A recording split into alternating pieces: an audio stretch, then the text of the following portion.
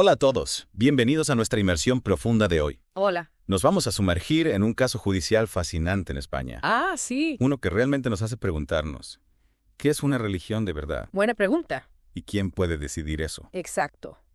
Prepárense para una buena dosis de espaguetis porque vamos a hablar de la iglesia del monstruo del espagueti volador Suena divertido. y su lucha para ser reconocida como una religión oficial en España. Vaya.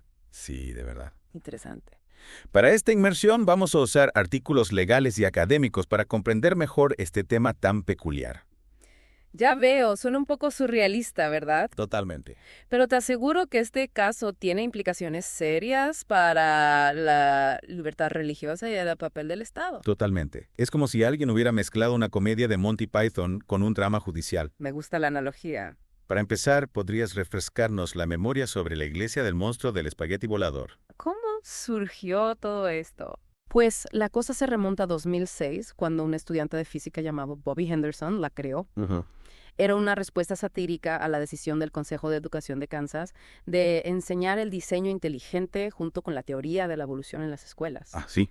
Recuerdo eso, fue un bombazo. Básicamente Henderson dijo, si van a enseñar el diseño inteligente como algo serio, entonces también deberían enseñar sobre un monstruo de espagueti volador que creó el universo. Exacto, y lo hizo con una ironía brillante. Describió a este monstruo creando el universo después de una buena borrachera, Claro. lo que explicaría todas las imperfecciones del mundo. Es genial. Y no olvidemos los mandamientos de la iglesia con el cielo pastafari lleno de volcanes de cerveza y una fábrica de strippers. Es increíble cómo ha logrado captar la atención del mundo con esta idea tan extravagante. Es el poder de la sátira, ¿no crees? Ya, Te hace reír, pero también te obliga a cuestionar las cosas que damos por sentadas. Totalmente. Pero volviendo al caso en España, la iglesia del monstruo del espagueti volador, a la que también se le conoce como Pastafari, solicitó el reconocimiento como religión oficial. ¿Cómo funciona eso en España? Bueno, la Constitución española reconoce la libertad religiosa y la neutralidad del Estado en materia de religión. Para ser reconocida como religión oficial, una entidad debe registrarse en el Registro de Entidades Religiosas, Ah, conocido como RER.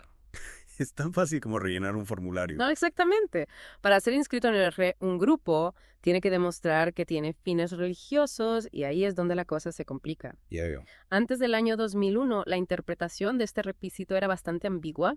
Parecía que a veces las decisiones se basaban en la opinión personal o en las normas sociales de la época. ¿y qué pasó en 2001? ¿Hubo algún cambio importante? Sí, en 2001 el Tribunal Constitucional Español emitió una sentencia histórica en el caso de la Iglesia de la Unificación, a la que a veces se le llama los Munis.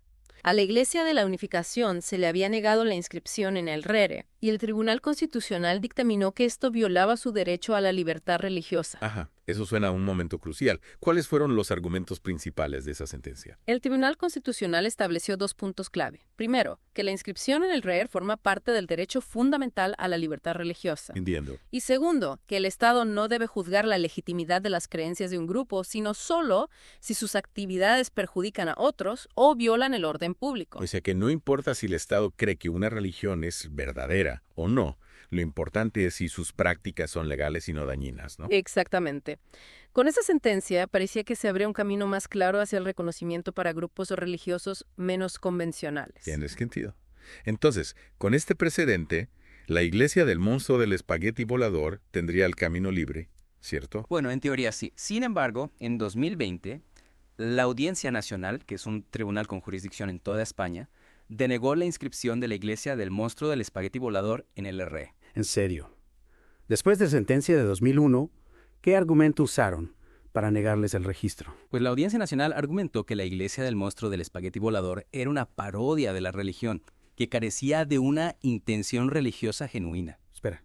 Si el Estado no puede juzgar la legitimidad de las creencias, ¿cómo pueden decir si algo es una parodia o no? Ahí está la clave del asunto. La Audiencia Nacional parece haber interpretado que la sátira o la parodia no pueden ser consideradas una religión verdadera. Y esto, en principio, contradice el principio de neutralidad religiosa que se estableció en la sentencia de 2001. Entiendo. O sea que este caso plantea una pregunta muy complicada. ¿Puede una parodia ser considerada una religión a efectos legales? Exacto.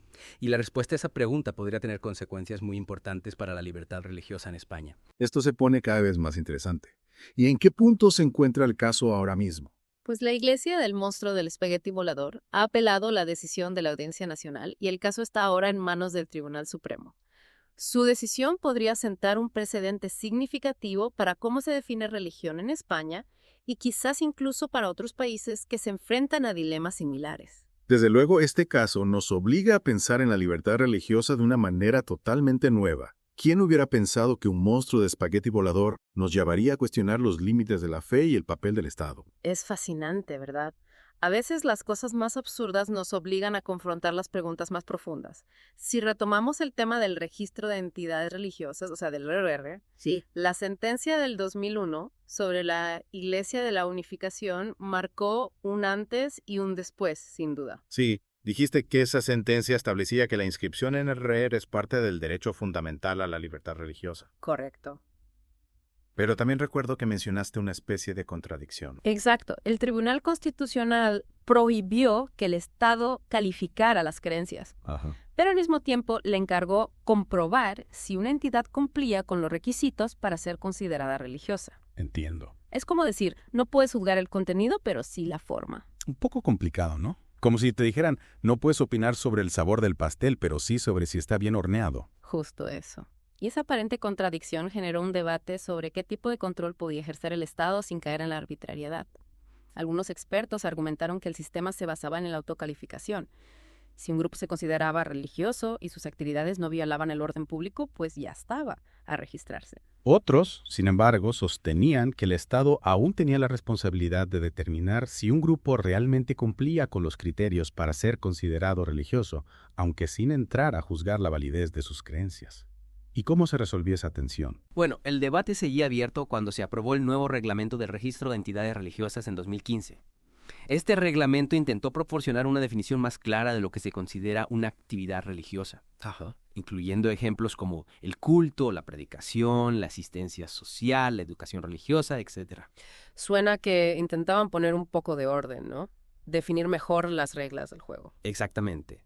Pero a pesar de estos esfuerzos, no se logró una definición completamente objetiva, una que eliminara la posibilidad de interpretaciones subjetivas. Claro, siempre hay un margen de interpretación. Volviendo al caso que nos ocupa, ¿cómo encaja la Iglesia del Monstruo del Espagueti Volador en todo este marco legal? Al final, ellos se definen como una parodia de la religión. Ahí está la paradoja, ¿no? Yeah. La Audiencia Nacional, al negar la inscripción de la Iglesia del Monstruo del Espagueti Volador, argumentó que se trataba de una parodia, Sí. una imitación burlesca de la religión, Ah. y que por lo tanto carecía de fines religiosos. Pero si el Estado no puede juzgar la legitimidad de las creencias, ¿cómo puede determinar si algo es una parodia o no? ¿No es un poco contradictorio? Esa es la pregunta del millón. Parece que la Audiencia Nacional interpretó que la parodia o la sátira no pueden ser consideradas una verdadera religión, lo que contradice el principio de neutralidad religiosa que se supone que rige en España. Es como si dijeran, puedes creer en lo que quieras siempre y cuando no nos parezca una broma. Un poco absurdo, ¿no? Como si el Estado tuviera un detector de sarcasmo. Exacto.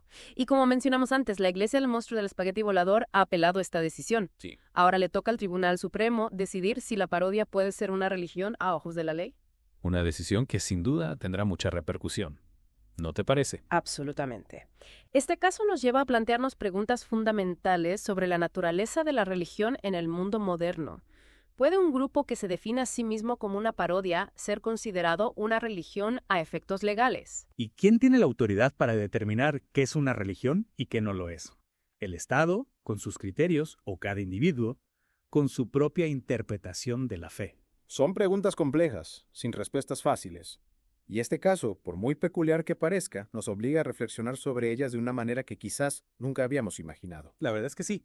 A veces, las situaciones más absurdas son las que nos llevan a confrontar las cuestiones más profundas. Totalmente de acuerdo. Y en este caso, la lucha de la Iglesia del Monstruo del Espagueti Volador por el reconocimiento legal nos invita a repensar nuestra propia comprensión de la libertad religiosa y la neutralidad del Estado en un mundo cada vez más diverso. Y volvemos ya con la parte final de nuestra inmersión en el caso de la Iglesia del Monstruo del Espagueti Volador y su búsqueda del reconocimiento religioso aquí en España.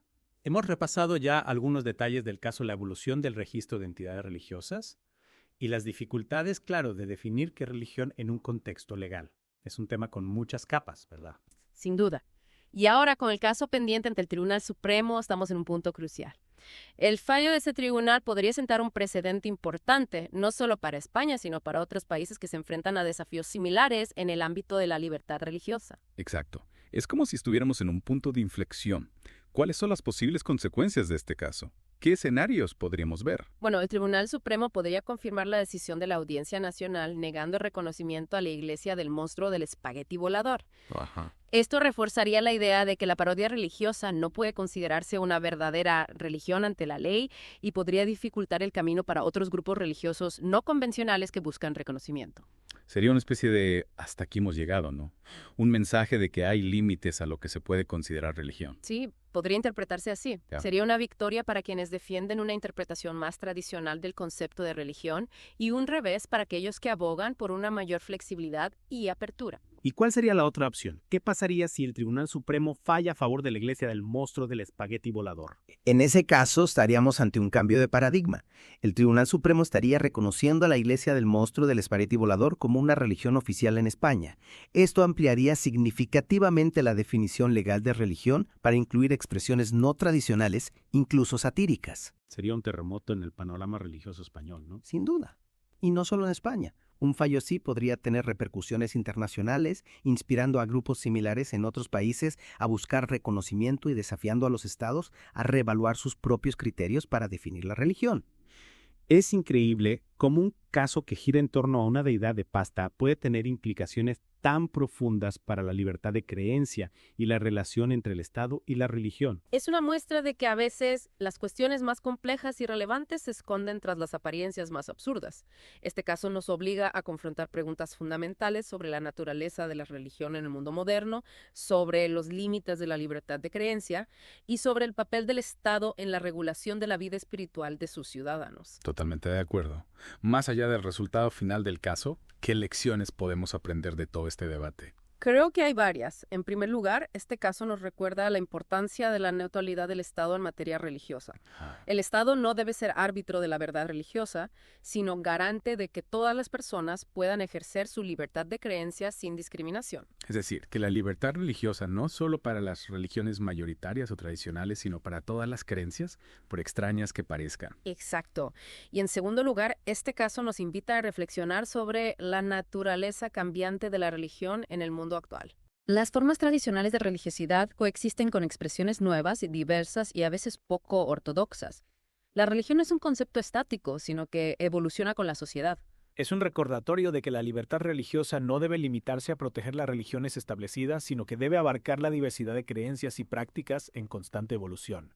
Y por último, creo que este caso nos desafía a cuestionar nuestras propias ideas preconcebidas sobre lo que constituye una religión. La línea entre lo serio y lo satírico, lo genuino y lo performativo puede ser a veces muy difusa. Tienes toda la razón. Al final lo importante es respetar la autonomía individual y la capacidad de cada persona de buscar su propio camino espiritual, sea cual sea ese camino. Este caso nos invita a ser más tolerantes, más abiertos de mente y más respetuosos con la libertad de los demás de creer en lo que quieran, incluso si no lo compartimos o no lo entendemos del todo. Es un mensaje muy poderoso y creo que resume a la perfección lo que hemos aprendido en esta inmersión profunda. Un caso aparentemente absurdo, pero con implicaciones profundas para nuestra comprensión de la libertad religiosa y la relación entre el Estado y la religión. Así es. Es un tema que da para muchas horas de debate y reflexión. Pues muchísimas gracias por acompañarnos en esta fascinante aventura intelectual. Y a vosotros, queridos oyentes, os animamos a seguir reflexionando sobre este tema tan apasionante. Nos vemos en nuestro próximo Deep Dive, donde seguiremos explorando temas que nos invitan a cuestionar, aprender y a ampliar nuestros horizontes. Hasta la próxima.